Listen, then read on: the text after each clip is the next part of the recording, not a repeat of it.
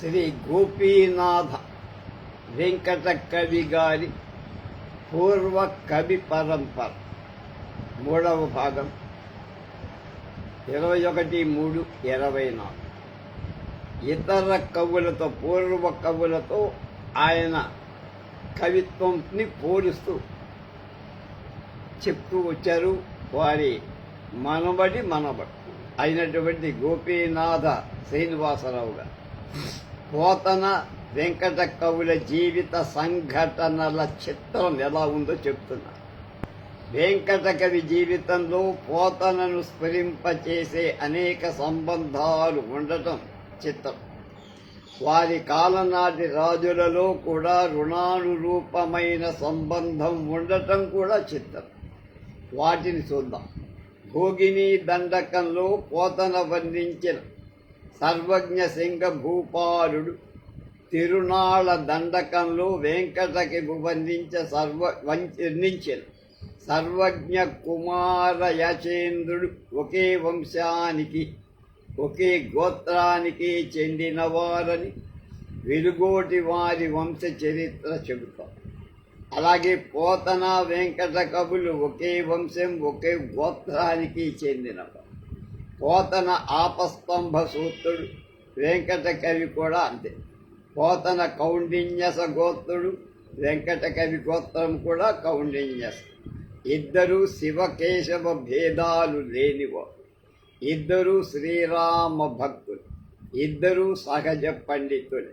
ఇద్దరు ముందు తమ తల్లిదండ్రుల వద్ద చదువుకు నేర్చుకున్నవాడు. మొదటే తండ్రులు, తర్వాత మిగతా. ఇద్దరి ప్రథమ కావ్యాలు బాల్యంలో రచించి భగవద్ అంకితం చేసిన వారిద్దరి జీవితాలలో తటస్థపడిన రాజులకు సర్వజ్ఞ అనే పేరు ముందు ఉన్నవాళ్లే. ఇద్దరు రాజులు శృంగార ప్రియులే. ఇద్దరి రాజులు రేచర్ల గోత్రీయులు. ఇద్దరి రాజులు విద్వాంసులే. ఇద్దరూ గ్రంథ రచన చేసినవాడు. ఆయన రాజు, ఈయన రాజు. సర్వజ్ఞ సింగ భూపాలుడు రసార్ణవ సుధాకరం అనే నామాంతరం గల సింగ భూపాలీయ నామక అలంకార శాస్త్రాన్ని, సంగీత రత్నాకర వ్యాఖ్యను, మరికొన్ని సంస్కృత గ్రంథాలను రచించి సర్వజ్ఞ అనే బిరుదు పొందారు. వీటిలో రసార్ణవ సుధాకరం అనే గ్రంథం రసనాటకాది విషయమై 3 ఉల్లాసాలుగా రచింపబడి ఇది అత్యుత్తమ గ్రంథం. కావ్య ప్రపంచానికి వ్యాఖ్య ఇచ్చినటువంటి మహామహోపాధ్యాయుడనే ఖ్యాతి వహించిన మల్లినాథ సూరి చేత తన వ్యాఖ్యాల యందు అక్కడక్కడ ఉదహరింపబడింది కూడా. రఘువంశ 6వ సర్గ 6వ సర్గలు ఇందుమతి పరిణయ ఘట్టంలో తాం ప్రత్యభివ్యక్త మనోరథానాం అనే శ్లోక వ్యాఖ్యానంలో తత్ర శృంగార లక్షణం రసార్ణవ సుధాకరే విభావైరనుభావైశ్చ సాత్వికైర్వ్యభిచారిభిః అనేది మొదలైన శృంగార లక్షణం, అనుభావ లక్షణం సింగభూపాలీయంలో ఉండి అది ఉదాహరణకి వచ్చి అలంకార శిరోమణిలో కూడా, ప్రతాపరుద్రీయ వ్యాఖ్యలో కూడా, శాకుంతల బాలరామాయణాది నాటక వ్యాఖ్యానాలలో కూడా అనేక గ్రంథాలలో ఈ గ్రంథం ప్రమాణంగా తీసుకోబడి అని శేషాద్రి రమణ కవి వావిళ్ళవారు 1961లో ముద్రించిన శ్రీమద్ భాగవత పీఠికగా భాగవత ప్రశంస అనే శీర్షికను రచించారు. సర్వజ్ఞ కుమార యాచేంద్రుడి రచనలలో కొన్ని, అంటే ఈయన రాజు, ఎవరు గోపీనాథ కవి గారు రాదు. 1 సభారంజని, 2 మనస్సాక్ష్యం, 3 హిందూ మత విరోధ భంజని, 4 సర్వమత సార సంగ్రహం, 5 సహేతుక నీతి శాస్త్రం, 6 నాస్తిక ధ్వాంత భాస్కరం, నాస్తికమనే చీకటిని పోగొట్టేటువంటి వెలుగు. సందిగ్ధ తత్వరాద్ధాంతం, గీతార్థ సార సంగ్రహం 8, 9 నిర్గుణవాద నిరాకరణం, 10 రత్న షట్క అంగుళీయకం. వెంకటగిరి వారి వంశంలో రసార్ణవ సుధాకర కర్త సింగమనేని తరువాత అంతటి విద్యా పరిశ్రమ, విద్వజ్జన పరిశ్రమ, నేతృత్వం అన్నీ కలిగిన రాజకవి సర్వజ్ఞ కుమార యాచేంద్రుడు. ఇతడు కృతి భర్తగానే కాక కృతికర్తగా కూడా ప్రసిద్ధుడు. సకల విద్యా విశారదుడని, ఆధ్యాత్మ విద్యా విచ్చేష్టుడని పండిత ప్రశంసలు పొందిన విద్వత్ ప్రభు ఈ యాచేంద్రుడు. ఈయన రచించిన గ్రంథాలన్నీ వ్యావహారిక భాషకు అతి దగ్గరలో ఉండే సరళ గ్రాంధికల్లో అనుసంధానింపబడ్డాయంటే వ్రాయబడి. గిడుగు వెంకటరామమూర్తి పంతులు గారి గద్య చింతామణిలో ఈ గ్రంథ భాగాలు ఉద్ధృతం అవటం అంటే దానిలో చెప్పటం, చూపించటం, దానిలో పెట్టడం పరిగణ అర్హం అంటే తెలుసుకోవాలి, గుర్తించుకోమని. సంగీత నాట్య సంబంధి గ్రంథమే యాచేంద్రుడు కూర్చిన సభారంజన్.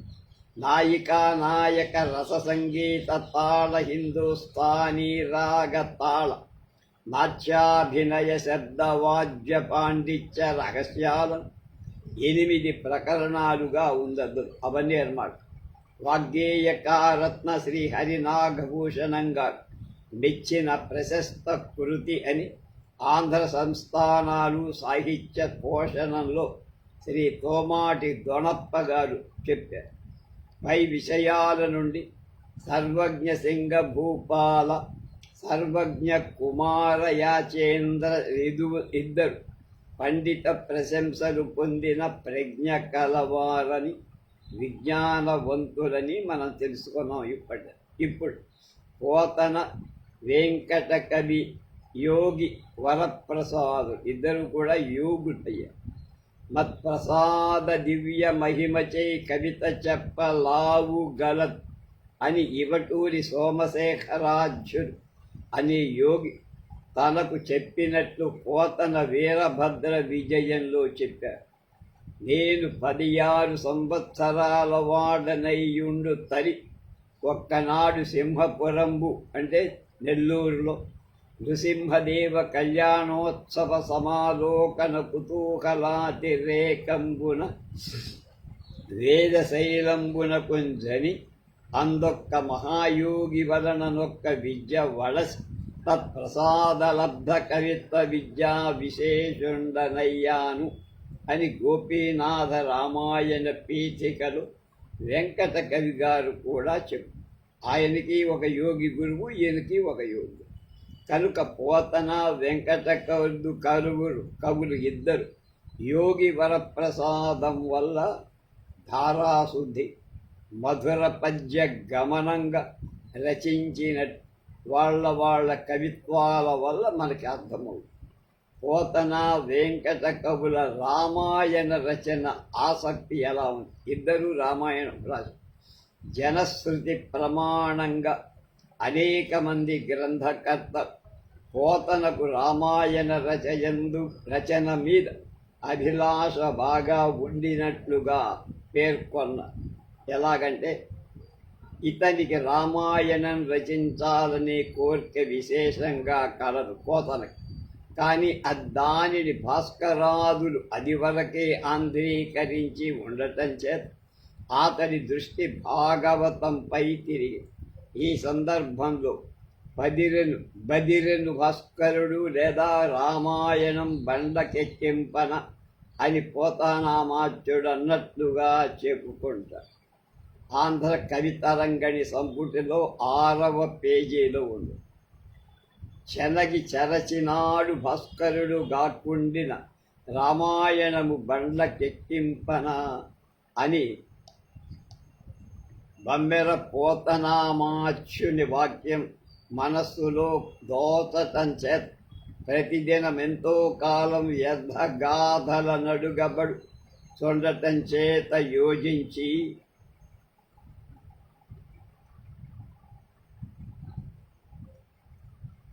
మా బమ్మెర పోతన సంకల్పం నేనేల నెరవేర్చరాదని ఊహించి ఆంధ్ర వాల్మీకి రామాయణ ప్రథమ ముద్రణ విజ్ఞాపన నుండి వాల్మీకి రామాయణ కర్త ఆంధ్ర వాల్మీకి వావికొరణ సుబ్బారావు గారు రామాయణానికి ఆదిమ కావ్యం అనే పేరు.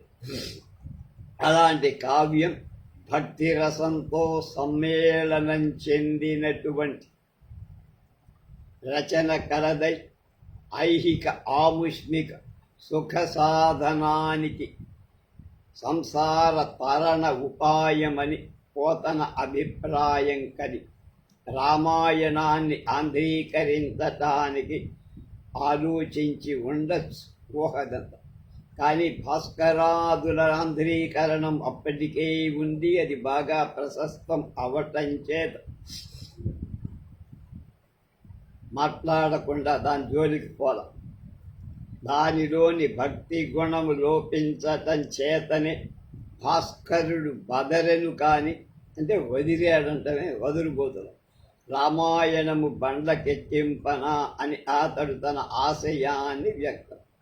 భక్తి రసోల్బణంలో దానిని అతి విస్తృతంగా చేస్తానని పోతన వాక్యానికి అర్థం. నేనైతే భక్తితో బ్రహ్మాండంగా రాసేవాణ్ణి, కానీ రంగనాథరామ భాస్కర రామాయణం అంతగా లేదు, ఊరికే బళ్ళ కొద్దీ రాశాడు అన్నట్లుగా నిడదవోలు వారు చెప్పారు.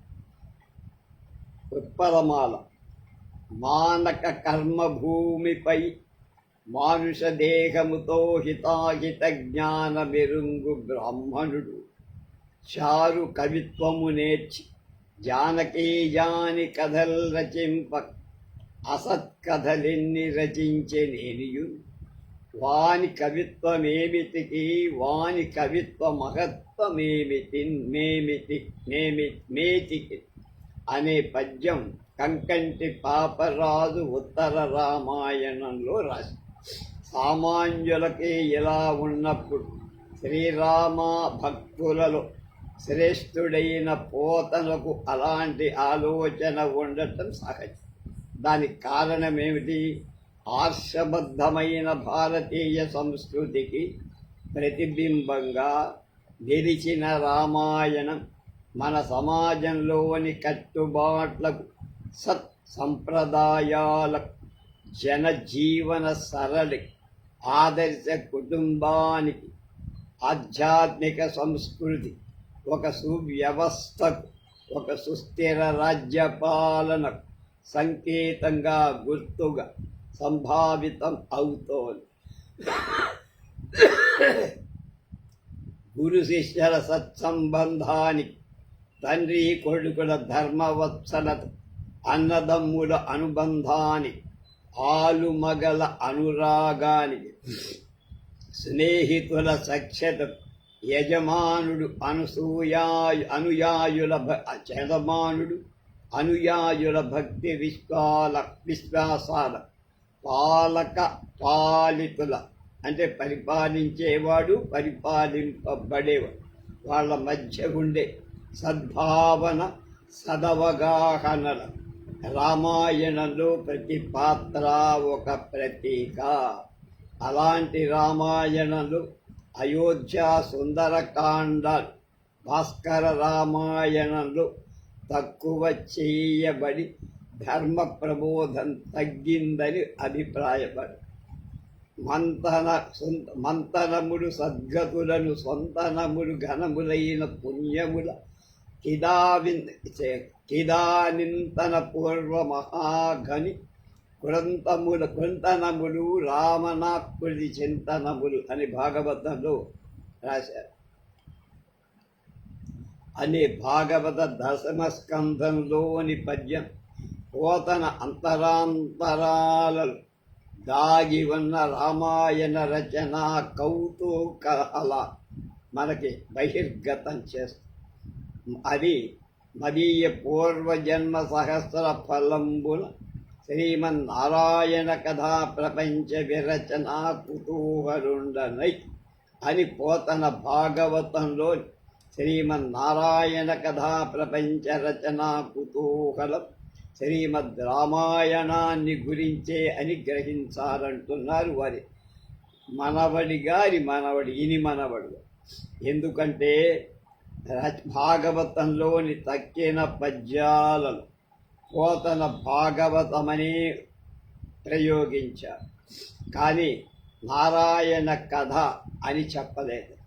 పోతన మహేశ్వర ధ్యానం చేస్తుండగా రామాయణ కథానాయకుడైన శ్రీరామచంద్రుడు ప్రత్యక్షమై భాగవతాన్ని రచించమని చెప్పటం చేతనే శ్రీమద్ రామాయణ కథా ప్రచండ విరచన కుతూహలాన్ని వదిలి భాగవత రచనకు ఉపక్రమించాడని ఆశ్వాసం మొదట్ల, ఆశ్వాసం చివర అంటే ఆశ్వాస ఆరంభ అంతాలలో శ్రీరామ పరంగా వ్రాసిన షష్ఠ్యంతాలు శ్రీకృష్ణ పరంగా వ్రాయటం చేత రామకృష్ణుల అభేదం భేదం లేదని ప్రకటించాడని మనం తలంచవద్దు, భావించవద్దు.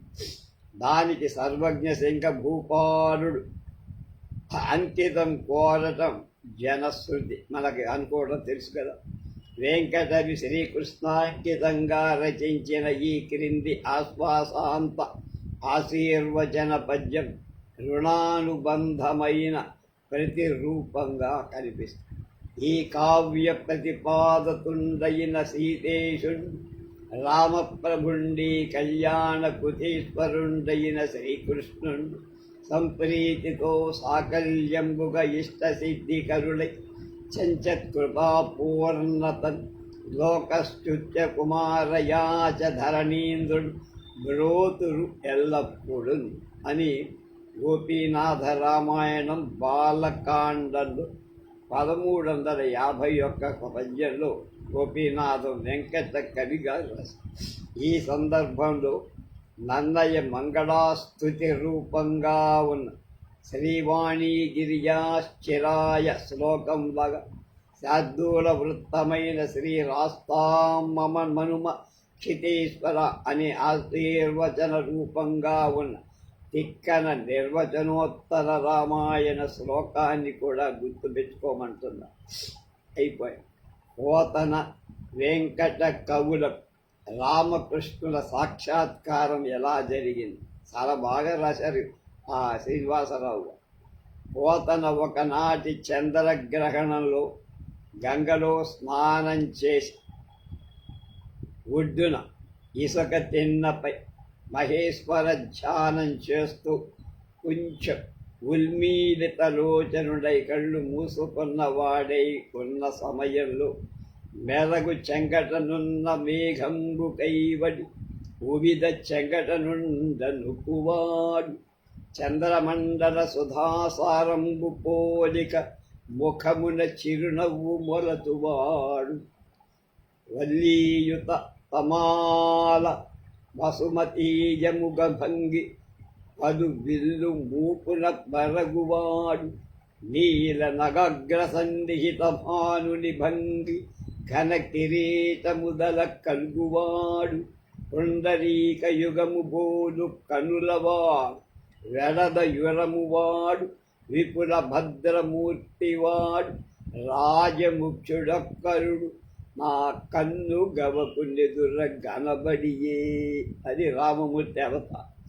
ఈయన ఆయన భాగవతంలో 1:14 ఏను అంటే నేను రాజశేఖరుని తేరి చూసి చూడని ఆయన తలుచుకుందామని శివుడు కనిపించిందవుడు రాముడు భాషింప యత్నంబు చేయనెడ అతండు తా రామభద్రుండు అనేటువంటి నామాంకితంగా శ్రీ మహాభాగవతంబు తెలుగు సేయుము నీకు భవబంధములు తెగును అని ఆనతిచ్చే తిరోహితుండై అని పోతన భాగవతంలో రాసుకున్నాడు. కనుక తలచుకుంది ప్రార్థించింది శివుణ్ణి, కనపడిందము రాముడు. రాముడు ఇచ్చిన ఆజ్ఞ భాగవతం రాయమని. తన కథ కాదు, అంటే తన తర్వాత జన్మ. జననం బాదిగ రామపాదయుగడీ సంసక్త చిత్తుడైన వెంకట కవి ధర్మార్థ కామ మోక్ష ప్రదంబులు పురాణముని పథితంబులు సకల విద్వజ్జన సేవ్యంబునగు ఒక్క మహాకావ్యంబు భగవత్ప్రీతు కొరకు కవి జనానుమతంబున రచయింపందలంచి అట్టి కావ్యం వెయ్యది ఆ మహాప్రబంధరాయములకు నాయకరత్నం వెవడుకో అని విచారించుతున్న సమయంబున లలితహాసమువాడు రతిరాదు ఋతురాదు వలపించు రహిమించు చెలుగువాడు మొగులు సన్నియవాడు అంటే మేఘక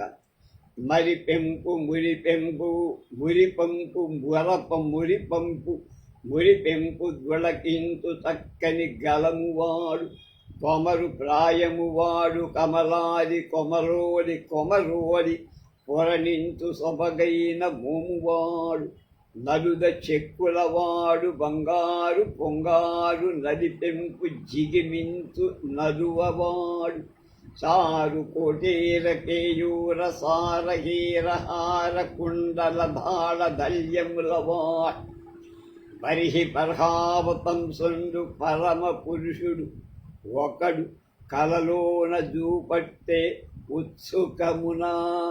గోపీనాథ రామాయణం పీఠికలో 22వ. ఏను కృష్ణుండ ఉష్మదహీన భక్తి కల ఈ పుట్టువనకు అత్యంత కీర్తి సౌఖ్యములు అనంతరంబ మోక్షం వసంగ తలంచి సాక్షాత్కరించితి తపము కలి. నువ్వు చేసిన అదృష్టం కొద్దీ నేను కృష్ణునయ్యా నీకు కనిపించాను కనుక నీకు నిరంతరమైన సత్యంత కీర్తి సౌఖ్యం లభించు చివరికి మోక్షం ఇవ్వాలని నేను సాక్షాత్కరించాను అని చెప్పుకున్నాడు ఆయన. వత్సా నీవు పవిత్రం బయులైన మదీయ దివ్యావతార చరిత్రములలోన నీకభీష్టమియ్యది దానిని మత్ అంకితంగా నాకు అంకితంగా ఆంధ్ర భాష రచించు అంటే తెలుగులో రాయి. మక్కావ్యం రచించుము అక్కావ్యంబు నిర్విఘ్నంబుగా పరిసమాప్తి నొందించునట్టి భారం చేను పూనెద నేను తీసుకుంటా. నువ్వు రచించిన కావ్యాన్ని అభ్యుదయ పరంపరాభివృద్ధి అగునట్లుగా అనుగ్రహించదా. నీకీ జన్మంబు దక్క ఉండు జన్మంబు లేదు, ఇదే చివరి జన్మ, మళ్ళీ నువ్వు పుట్టడం అనేది ఉండదు అని ఈ జన్మాంతర పునరావృత్తి రహితమైన పరమ పదంబు ప్రాపించడం అంటే మోక్షాన్ని ఇస్తారు అని కృష్ణ పరమాత్మ చెప్పినట్లు గోపీనాథ వెంకట కవి గారు తన రామాయణంలో చెప్పుకున్నారు. బాల్య రచనమైన వెంకట కవి రామాయణం ఎలా రాశాడాయి? ఇమ్మనుజేశ్వరాధములకిచ్చి పురంబులు వాహనంబులను సొమ్ములు కొన్ని పుచ్చుకొని సొక్కి శరీరము బాసి కారు చే సమ్మెత ప్రేటులన్ బడక సమ్మతి శ్రీహరికిచ్చి చెప్పిని బమ్మెర పోతరాజొకడు భాగవతంబు జగద్ధితంబుగా అని పోతన గారు భాగవతంలో 1వ ఆశ్వాసంలో 11వ పద్యంలో చెప్పారు స్కంధంలో.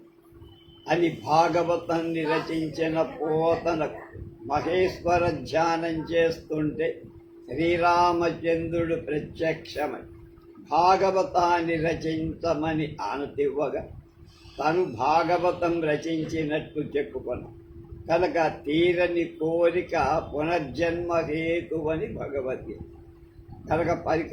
కనుక తీరని కోరిక ఏదైతే ఉందో అది మళ్ళీ పుట్టుకని ఇస్తుంది. కనుక కోరిక తీరితే పుట్టుకో. అలాంటి పరమ భక్తుడు రూపొందెనా అన్నట్లు చిత్తంబు హరిగుణ చింతనంబులయందు శయనములు విష్ణు పూజనములయ పాదంబులు రమాధిపతి భజనమునన్ వేణులు విభు కథల్ వినుటయన్ శరం కైటపధైత్యహర నమస్కృతలయందు రసన గోవింద కీర్తనమునన్ చక్షువుల్ హరిరూప సందర్శనమునన్ కాయంబు శౌరి కైంకర్యంబునన్ సంతతము గీలు కొల్పి ప్రసన్న బుద్ధి అన్యమేమియు ఎరుగక అవిభుండే శరణమని నమ్మి ఒడుచుతు ధర శరీరయాత్ర సలుపుదు సన్మార్గము అధిగమించి అని గోపీనాథ వెంకట కవి గారు రాసుకున్నారు పీఠిక. జననం బాధిక రామపాదయుగడీ సంసక్త చిత్తుండనై జనితోత్సాహమునంతదీయ కరుణా సంలబ్ధ నానా కళాజనితవై నానా కళాఖనివై తద్గుణ వైభవ ప్రచురమై కన్పట్టు రామాయణం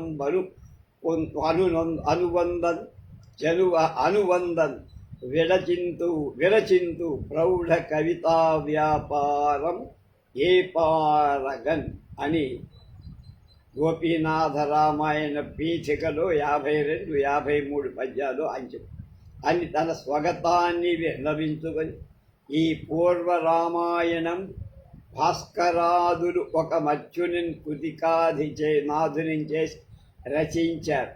భాస్కరుడు మొదలైన వాడు, రంగనాథుడు మొదలైన వాడు ఒక రాజులకు నలాంకితం చేశారు.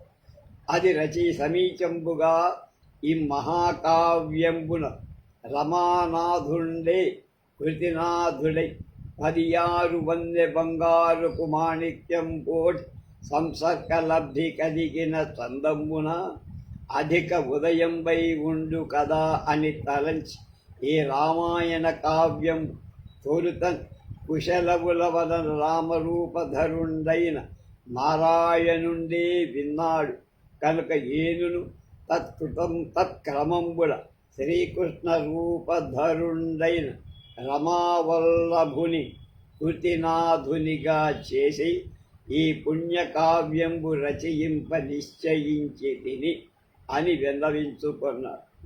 ఎవరు? గోపీనాథ వెంకట కవిగా. పోతన తలపెట్టిన నారాయణ కథ ఈ విధంగా పరిపూర్తి అయినట్లుగా వెంకటకవి అప్రయత్నంగా బాల్యంలో మొదటి కావ్యంగా రచించిన రామాయణంలోని ఆయా శబ్ద ప్రయోగాలను బట్టి ఒకే అక్షరత్వమని, అంటే దేహాంతర ప్రాప్తి పొందిన ఒకే వ్యక్తి అని ఆలోచించాలి. చెప్పు. భోగిని దండకం, తిరునాళ్ళ దండక రచనా బంధం. ఆయన భోగిని దండకం పోతన గారు రాస్తే వెంకట కవి గారు తిరునాళ్ళ దండకం రాశారు. ఏమిటి దాంతో సంబంధం? ఈ మనుజేశ్వరాధముల అనే పాలకవర్గమైన రాజులలో ఎలాంటి వాడినైనా అధముడిగా భాగవతం రాయటానికి పోతన జీవితానికి తగిన హేతువు కారణం ఎక్కడో ఉండాలి. అది భోగిని దండక రచన. తదుపరి సర్వజ్ఞ సింగ భూపాలుడు పోతనపై చూపిన దుష్ప్రవర్తనగా భావించాలి. భోగిని దండకం పోతన రచనం అని శేషాద్రి రమణ కవులు వావిల్లవారి భాగవతం 1961వ ప్రచురణలు 16/10/1922 నందిగామ గ్రామంలో వ్రాసినట్లుగా కనిపిస్తుంది. అందులో విషయం ఇది. భాగవత దశమస్కంధంలోని దండకానికి భోగిని దండకానికి శైలిలో తారతమ్యం తేడా లేదు. అచ్చనియమాదులు ఎలాంటి వ్యత్యస్తం కానీ, కూర్పులో బిగి కానీ ఎలాంటి మార్పు లేకుండా అల్లికలో పొల్లు కూడా కానపడదు. భోగిని దండకం చదివితే పోతనం కృతం కాదని ఎవ్వడూ నోటితో అనలేదు. తాను చెప్పినట్టు పోతనామాత్యుడు వ్రాసుకొనిన పద్యం మనకు కనిపిస్తుండగా ఈ విషయంలో సందేహమే అక్కర్లేదు. పోతరాజు పేరుతో సమకాలికులు కానీ ఆవలి కవులు అతని కర్తృత్వంతో ఈ దండకం రచించాల్సిన ప్రసక్తి కానిదే. కనుక భోగిని దండకం రాసింది పోతనే.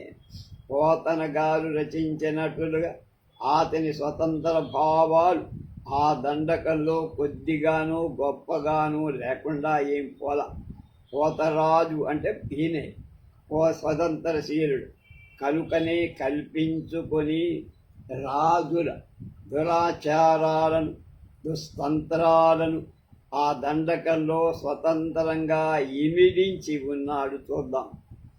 రాజుల్ బహువ్యాజులే భోజుల్ చంచల చిత్తులే మత్తులే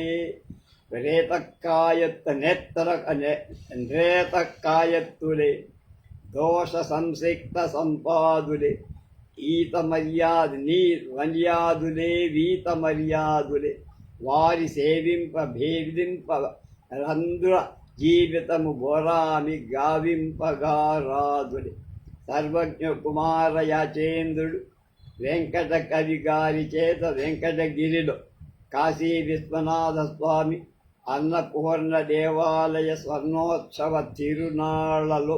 తిరునాళ్ళ దండకం అనే పేర రచింపచేసే రాజుగారు అడిగితే ఈయన రాసి పోతన భోగిని దండకం సర్వజ్ఞ సింగ భూపాల వర్ణనతో ప్రారంభించారు.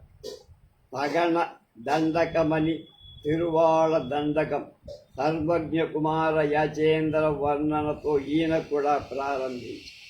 తగణ దండకం పోతన భోగిని దండకం బాల్యంలో వీరశైవుడై ఉన్నప్పుడు రచించినట్టు జనస్సుడు. అప్పటికి పోతనికి భాగవతం మీద ఇదిగా అంటే భగవత్ రామకృష్ణుడు అనే వాళ్ళ మీద పెద్దగా ఆసక్తి లేదు.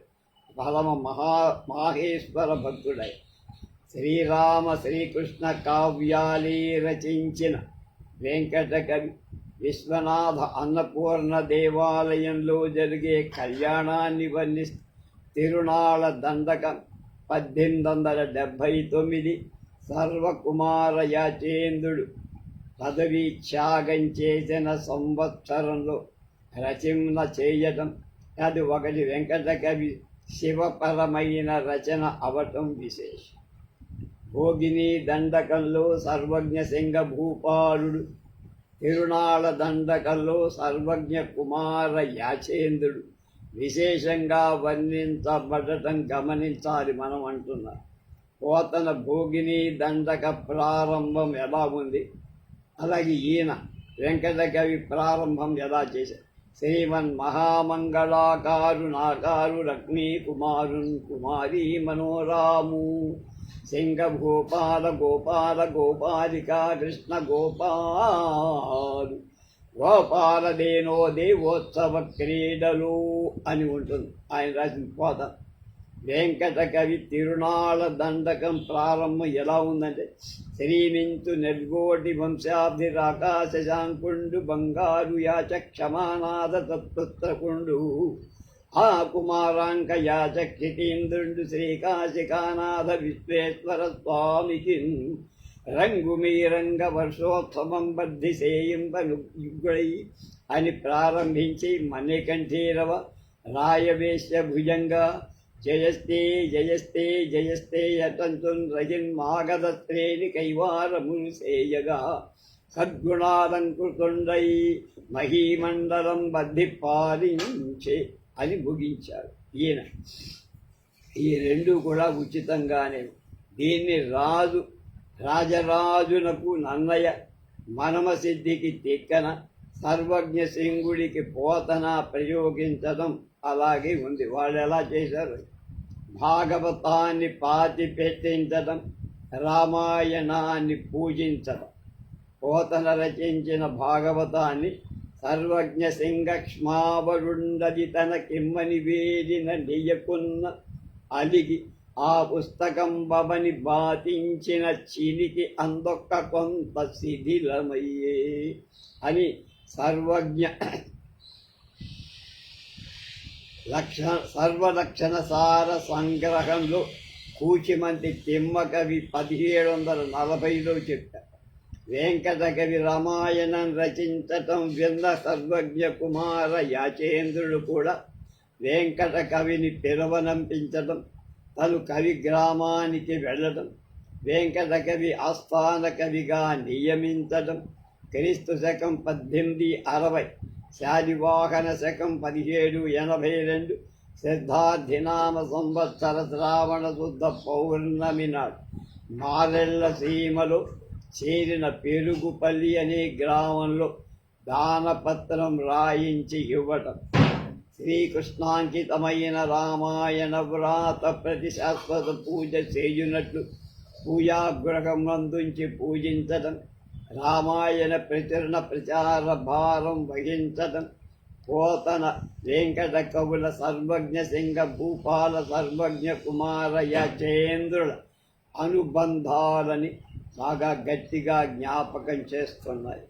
అంతేకాక పండిత మాత్సర్యం విషగా సర్వజ్ఞ కుమార యాచేంద్రుడు వెంకట కవిని వెంకటగిరికి పిలిపించి, తిరుపతి దగ్గర వెంకటగిరి ఉంది కదా, శ్రీకృష్ణ జన్మఖండాన్ని శ్రీరామాంకితంగా రచించమని కోరడం, శ్రీరామాంకితంగా భాగవతాన్ని పోతన రచింపగా దానిని తనకివ్వమని సర్వజ్ఞ సింగ భూపాలుడు కోరిన కోరిక ప్రతీకారంగా కనిపించి ఆపై అనుబంధాన్ని దృఢపరుస్తున్నట్లుగా భాగవత రచన తనకు అంకితం ఇవ్వమన్నందు శ్రీకృష్ణ జన్మఖండాన్ని రామాంకితంగా కోరదు. కవివర్య నీవు రాఘవ చరిత్రంబు కృష్ణాంకితం వనరించి ఆంధ్ర భాష రచయించిదివి తొల్లి రమణతో వినుపు. శ్రీ బ్రహ్మ కైవర్త పురాణమందు సరళిత శ్రీకృష్ణ జన్మఖండం రాఘవాంకితమరించి అంచితముగా ఆంధ్ర భాష రచయింపుమని ఆనతి యసంగి అని పీఠికలో రాస్తారు. గోపీనాథ వెంకట కవికి జరిగిన అసాధారణ గౌరవం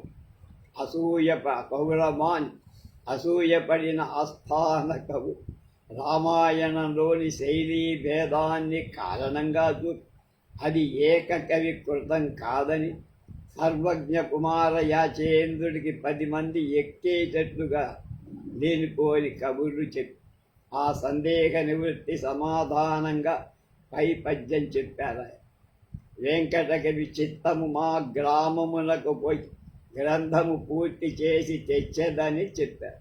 ప్రభువుల వారు అలా కాదు, అన్ని సౌకర్యాలు ఇచ్చేదము, తమరి ఇచ్చటనే ఉండి గ్రంథము వ్రాయుడు, ఏ రోజు వ్రాసిన చిత్తు ఆ రోజు మాకు చూపాలి అని చెప్పి ప్రభువుల వారు నెలకు 3 వరహాల గౌరవ భృత్తి చొప్పున 2 వ్రాయస కాండ్రను నియమించారు.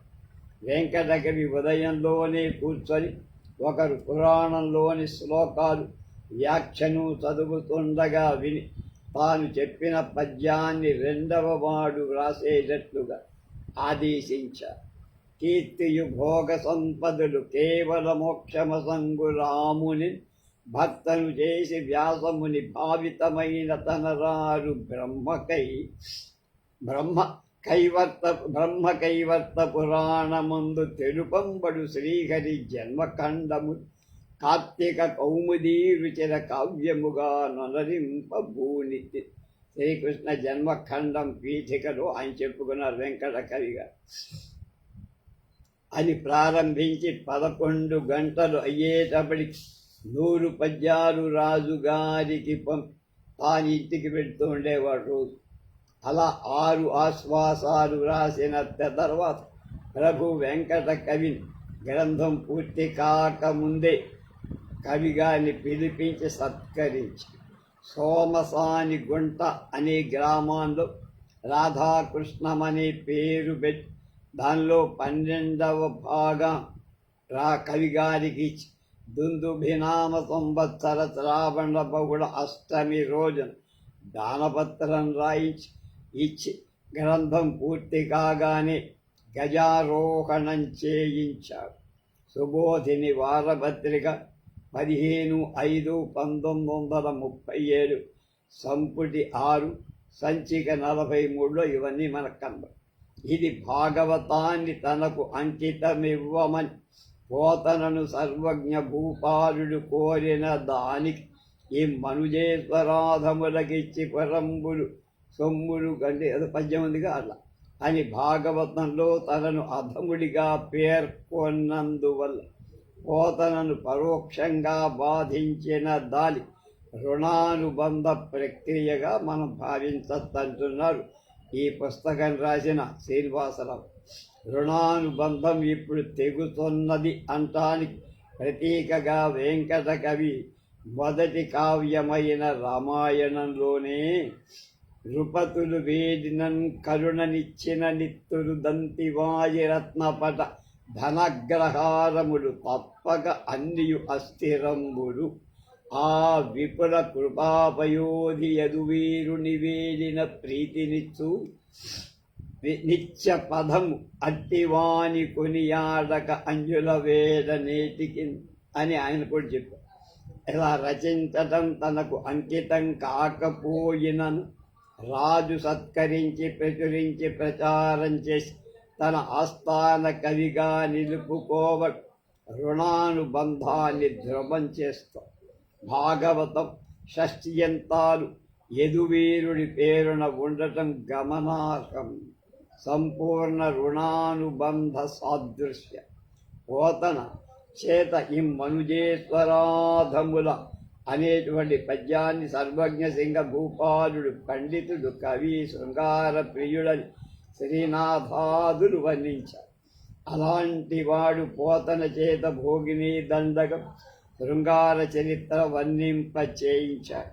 ఆ తర్వాత చరిత్ర మనకు తెలియకపోయిన ఆ సర్వజ్ఞ సింగ భూపాలుడే తన తప్పుకు పరితపించి సర్వజ్ఞ కుమార యాచేంద్రుడిగా పుట్టి రుణ పరిహారం కోసం వెంకట కవి ఇంటికి వచ్చి పిలిపించడా అన్నట్లుగా మా రాజంజశేఖరుడు భారత భాగవత రామాయణ ప్రముఖ నిఖిల పురాణంబుల పరిశోధించి భాస్కరాదులు రచించిన ఆంధ్ర రామాయణంబులందు వాల్మీకి విరచిత శ్రీమద్ రామాయణంబునంగల అర్థం వంతయు సమగ్రంబుగా గఠితంబైనది కాదని భగవదంకితంబుగాకున్నవని తలంచి ఈ మహాకావ్యంబు గీర్వాణంబునకు అన్యూనాతిరక్తంగా భగవదంకితంబు చేసి ఆంధ్ర భాష రచింప సమర్థుండగు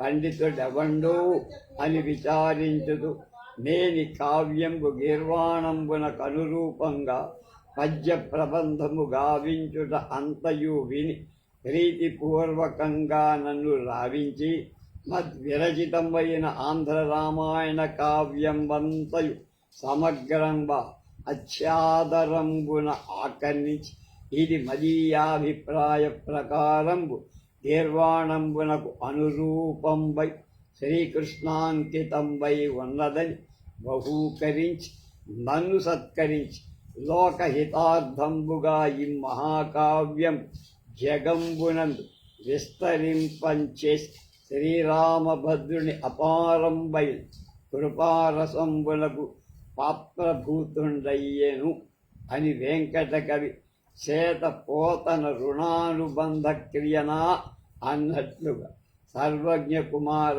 యచేంద్రుని గణనాతీత గుణోన్నతుండు త్రిలోకఖ్యాత చారిత్రుడు పరిణుత ప్రాభవుడు ఈ విభుండు ధ్రువుడో ప్రహ్లాదుడు యా విభీషణుడు అంచు బుధున్ నృతింప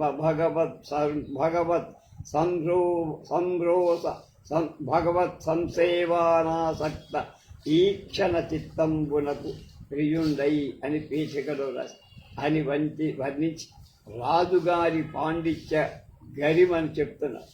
అలతర్క శాస్త్రయుక్తులు పంజరించుతో గణుతింప రెండవ గౌతము బహువిధ శబ్ద నిష్పత్తి గావించుతో తలపోయు నవరస పతంజలి సకల వేదాంత శాస్త్రార్థ తత్వ విచారమందు సాక్షాత్ జనకాధిపుడు లలిత కావ్య నాటకాలంకార కవితా ప్రముఖ విద్యలందు అస్య అనవ్య భోజ నృపతి ఉత్తరోత్తర యుక్తి నుండొక్క సురేజ్యుడు అతుల గాంధర్వ విద్యయందు అనుపమమానుడగు జనముడు తని కొనియాడ వాసికెక్కే సర్వజ్ఞయాచ మహీవరుండు.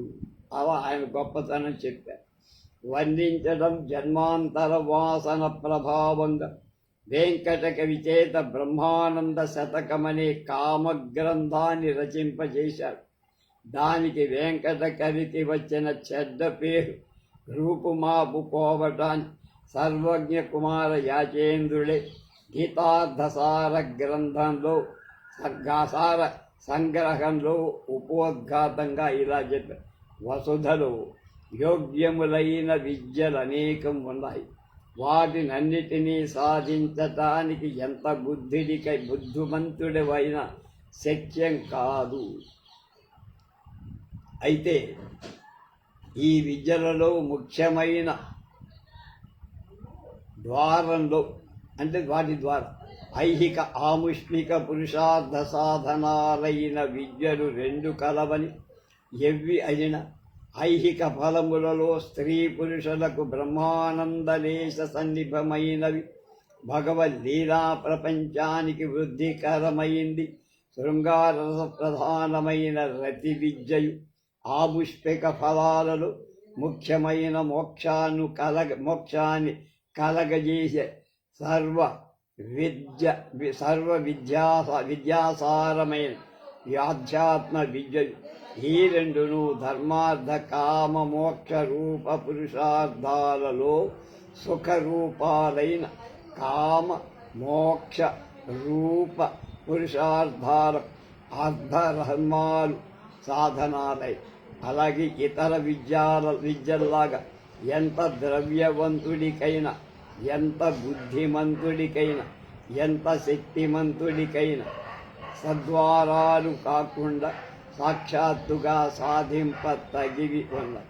కనుక శ్రీకృష్ణ దాసుండనైన వెల్గోటి సర్వజ్ఞ కుమార యాచేంద్రాభిధానుండనైన నేను ఈ విద్యలను ప్రసాదించున్నట్టి అనేక గ్రంథాలను చూసి చక్కగా పెద్దల వలన బోధపరచుకొని అనేక దినాలు పరిశీలించి మొదల మా యాస్థాన కవీశ్వరుడైన గోపీనాథం వెంకయ్య శాస్త్రుల వారికి చక్కగా తెలియజేసి వారి వలన శృంగార ప్రధానమైన బ్రహ్మానంద శతకం సీత పద్యాలుగా చెప్పించాం. ఆ పద్యాలలో ఉండే భావం ఇప్పటి జనులకు చక్కగా బోధపరుచుకొనగలిగిన యోగ్యత లేకపోయినందున అధ్యాత్మ విషయమైన ఈ గీతార్థసార సంగ్రహం అనే గ్రంథాన్ని పద్యరూపంగా చేయించక అందరికీ తెలియచేయుటకు ఇంగ్లీషు గ్రంథం రీతిగా తెలుగు మాటలతో రచిస్తున్నాను అని వెంకటకవి బ్రహ్మానంద శతకాన్ని తన సర్వజ్ఞ కుమార యాచేంద్రుడి భావాలకు పద్యకల్పన మాత్రమే చేశానని చెప్పడం వాంగ్మయ చరిత్రలో అపూర్వ విషయం. అంతేకాక అనిశము భోజరాజ సభయందు చెలంగెలి కాళిదాసు సాత్పున మయి కృష్ణరాజ సభ బొల్పగు పెద్దన సూరి భంగి అత్యనుపమైన ఆత్మసభయందు మహాకవినే చలంగు వెంకటకవి రచించిన చలంగు అని వెంకటకవి రచించిన శ్రీమద్ రామాయణంలోని కింది పద్యం.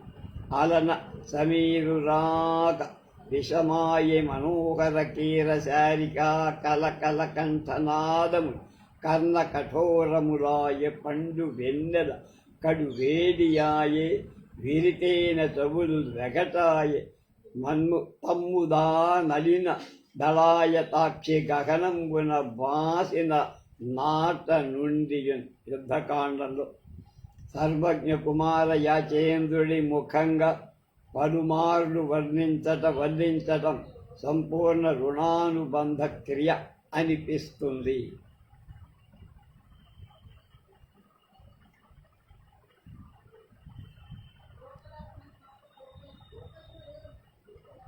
వెంకటకవి రామాయణం పోతన రచనా పద్ధతిని గుర్తు చేసే భక్తి రచన. రామాయణ అవతార పద్యంలో ఇలా ఉంది.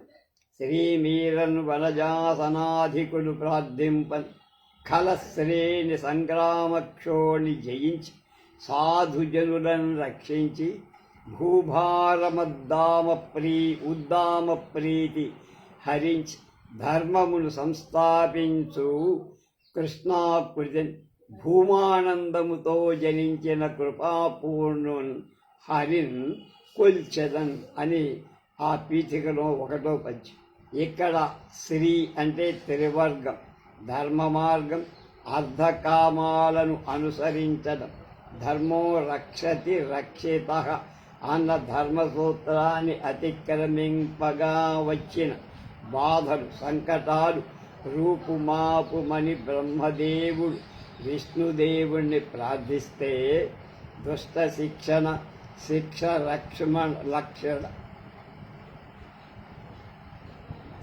శిష్ట రక్షణల ధర్మస్థాపనాని శ్రీ మహావిష్ణువు నీరదశ్యాముడైన శ్రీకృష్ణమూర్తి రూపాన్ని ధారించి పరబ్రహ్మాన్ని ప్రార్థిస్తా. ఇది రామాయణ కథా సూచకమైన అవతారిక పద్యం. పరిత్రాణాయ సాధూనాం అన్నటువంటి శ్రీకృష్ణ వాక్కుడికి రూపం. ఈ పద్యంలో కవి ఏ కోరిక కోరలేదు. శ్రీకైవల్య పదంబు చేరటకునై చింతించదన్ లోక రక్షాకారంభకు భక్త పాలన కళా సంరంభకు దానవుద్రేక స్తంభకు కేళిలోల వెల్ల దృగ్జాల సంభూత నానాకంజాత భవాండ కుంభకు మహానందాంగనా డింభకున్ అని పోతన గారు డింభకుణ్ణి ప్రార్థించాడు భాగవతంలో ఒకటిలో ఒకటి. అన్న పోతన గారి అవతారికలో కూడా శ్రీ అంటే త్రివర్గం మొట్టమొదట భాగవత ప్రతిలో పురాణం హయగ్రీవ శాస్త్రి గారు చెప్పారు.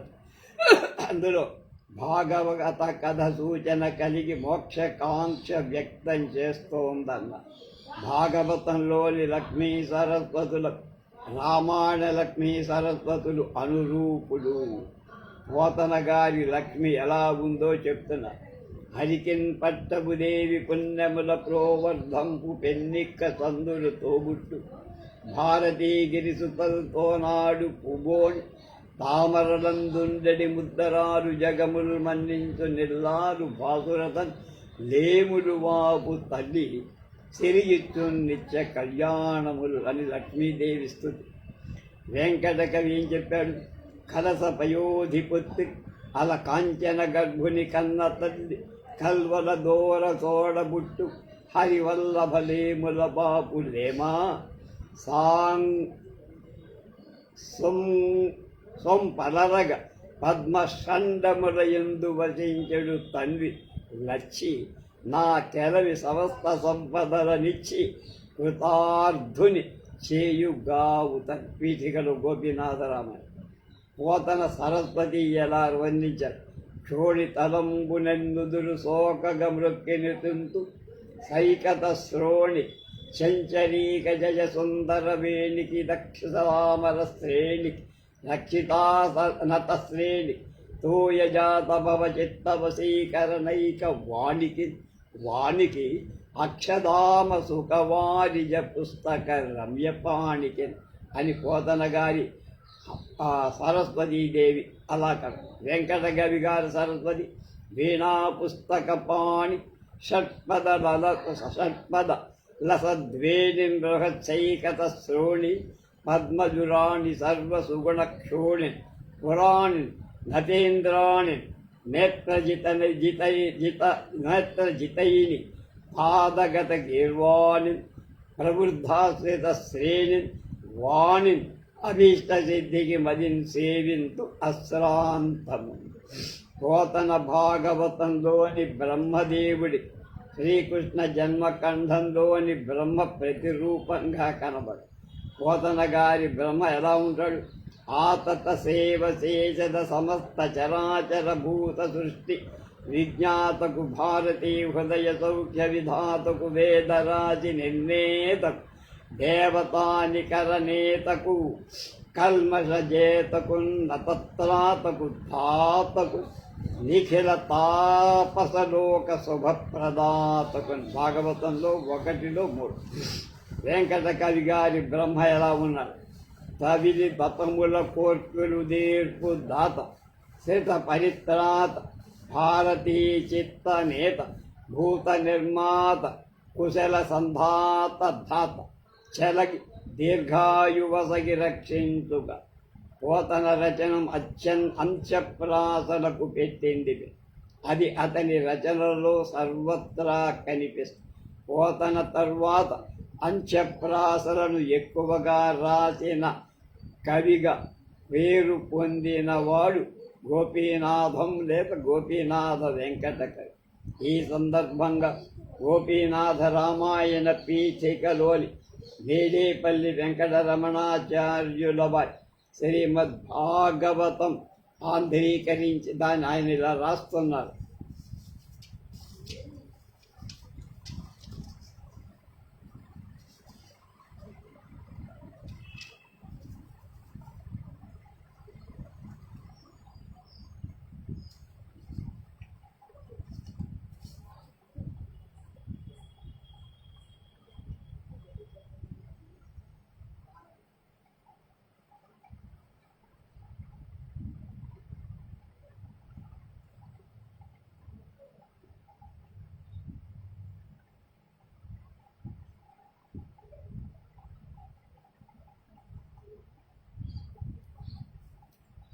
శ్రీమద్భాగవతాన్ని ఆంధ్రీకరించిన బొమ్మర పోతనామాచ్యుడి కవిత్వంలాగా వెంకట కవి కవిత్వం సంస్కృత పద బహుళమై రసవంతంగా అనేక విధాలైన శబ్దాలంకారాలలో ఈ కవి పోతనలాగా అంత్యప్రాస నియమం ఈతని కృతులలో అంతగా కనపడుతుంది. బాగా మెండుగా ప్రయోగించి ఈ అంత్యప్రాస నియమం పోతనామాచ్యుని కవిత్వంలో అతి మనోజ్ఞంగా ప్రకాశించిన విధంగా ఇతర కవుల రచనల్లో ఎక్కడా కనపడు. ఈ రామాయణకర్త అయిన వెంకట కవి పోతనను అనుకరించి ఈ అలంకార విశేషాన్ని తన గ్రంథంలో చాలా చోట్ల స్థాపించాడు అనే వచనాలు మనం స్మరించాలంటున్నాం. తర్వాత రేపు పోతన వెంకట కవుల పూర్వ పుణ్య విశేషం ఏమిటో తెలుసుకుందాం.